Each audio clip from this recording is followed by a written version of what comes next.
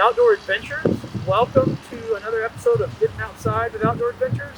Today we're going to go through kind of what a camp kitchen looks like. This is a big source of concern for folks that come to us and want to learn how to camp or want to kind of break the ice with going camping once or twice with the kids.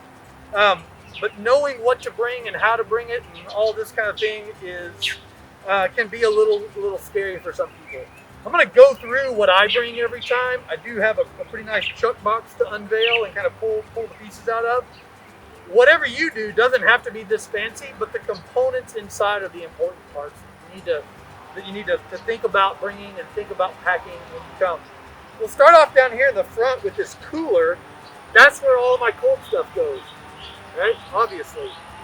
Drinks go in there, cold cups go in there, meats go in there, things that I have to keep cold for the longest time go in there. But I do my best to minimize the amount of cold stuff to bring. And if I have things that will go bad quickly, like raw chicken, I might even pre-cook that stuff. And then the pre-cooked chicken is packaged and it goes in this cooler.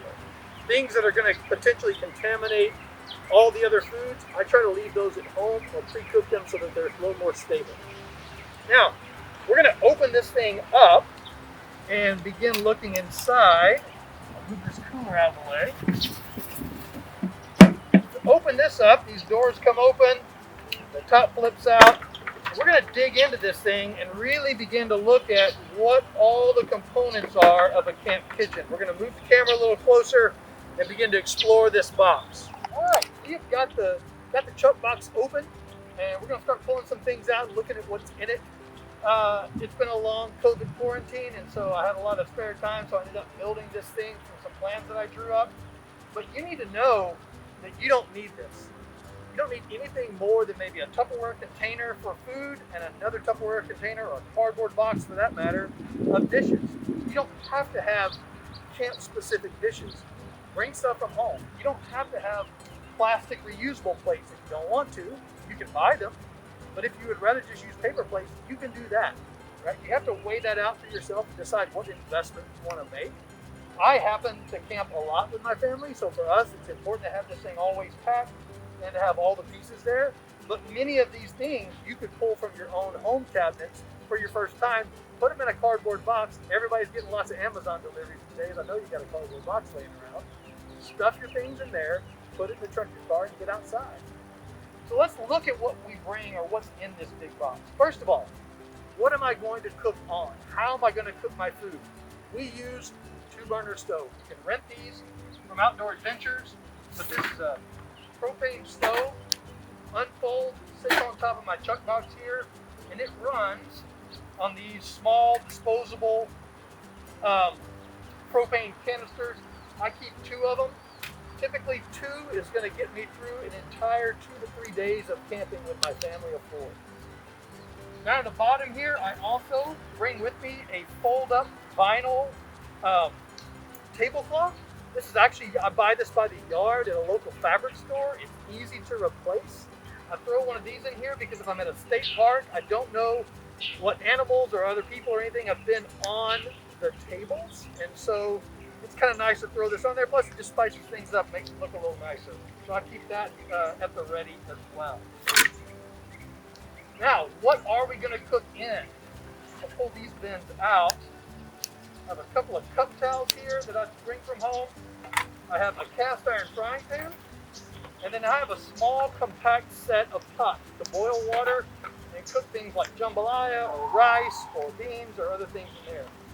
I keep a couple of scrubbies to clean up with. There's an extra plate.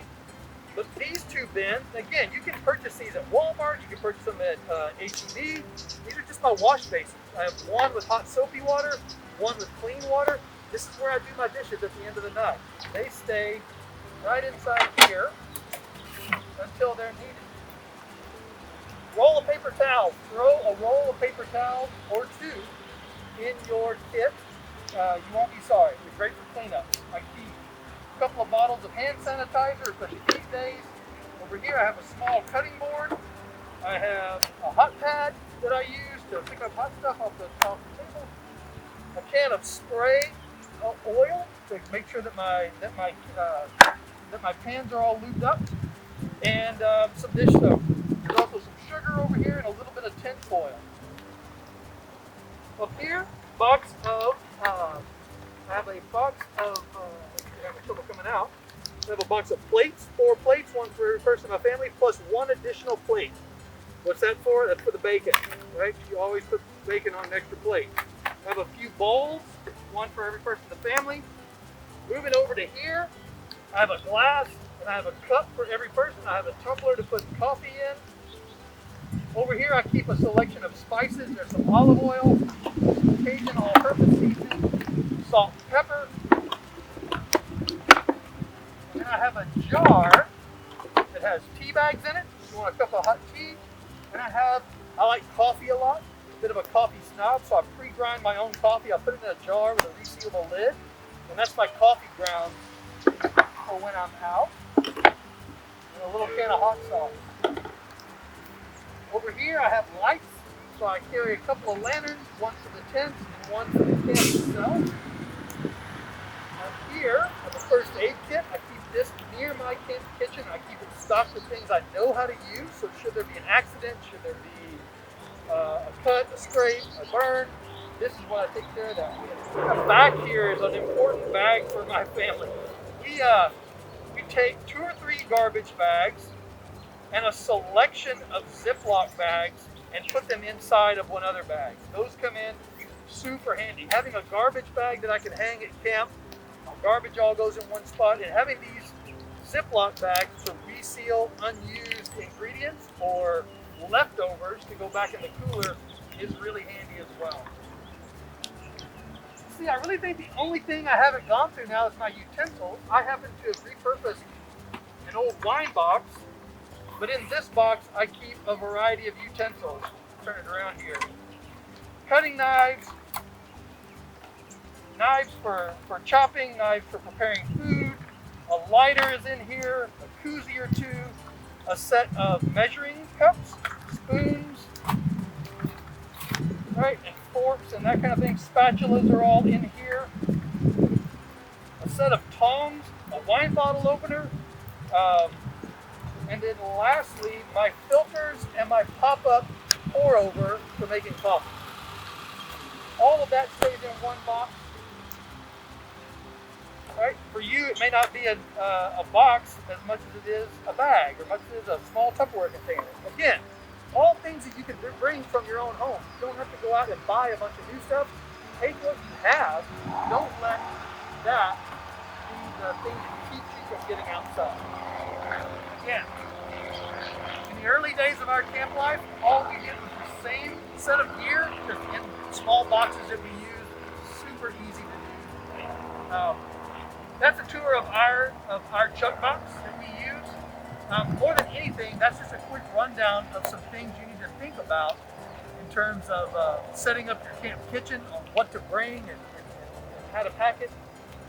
If we want to get into recipes, what we eat, how to cook, I maintain that we do not eat a lot of hot dogs, we don't eat a lot of s'mores when we go outside.